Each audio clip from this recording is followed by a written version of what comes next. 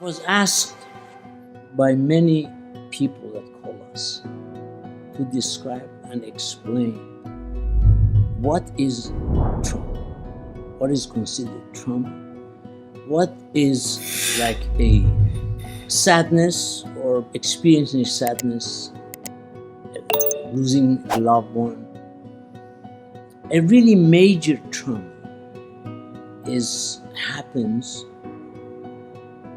examples of someone being soldiers in the battle when many of his comrades are killed in action in front of his face and he cannot save them,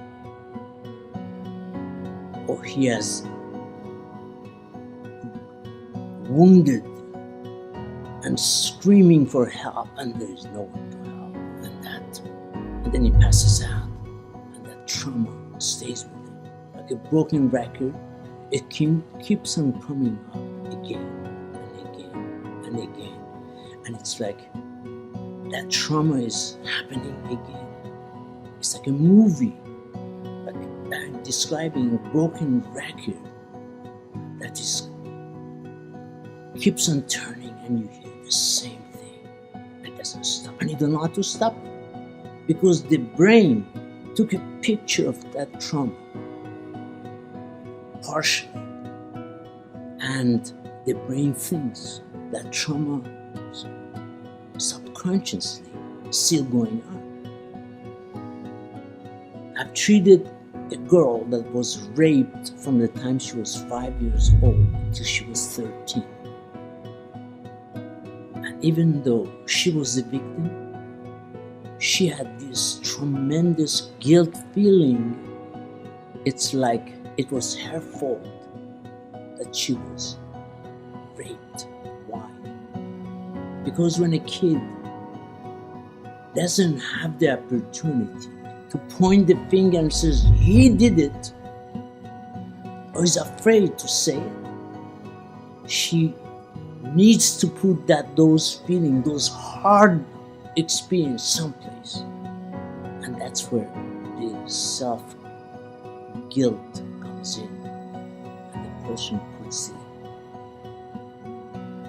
that trauma themselves, and that trauma turns into a self-guilt, and they go with that guilt, and it keeps on coming up again and again. The trauma, along with the guilt at the same time, it's a horrible way to live. This is some examples. There are many other traumas where abandonment, a child 3 years old, 4 years old, was abandoned by the mother, by the father. It is much more dramatic when it's abandoned by the mother, because the kid is closer, looking up, and that feel of abandonment does not leave him. Nothing can replace it, nothing can make him happy. These are some experiences of traumas that very hard to get rid of. Or someone that, for example, was on very heavy doses of opiates and they had no way to get opiate, and the girl had to sell her body in order to be able to get her hands on opiates. That guilt feeling doesn't go away. It keeps on repeating itself again, broken record. How do we get rid of the trauma?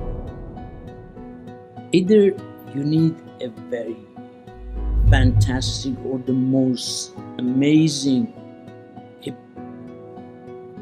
hypnosis that almost does not exist anymore in the world. Under the treatment, this is a special protocol for traumas, where a person digs and sees through subconscious, experience once more the same trauma in seconds, the This is not scary. It happens in seconds. Our brain works so fast.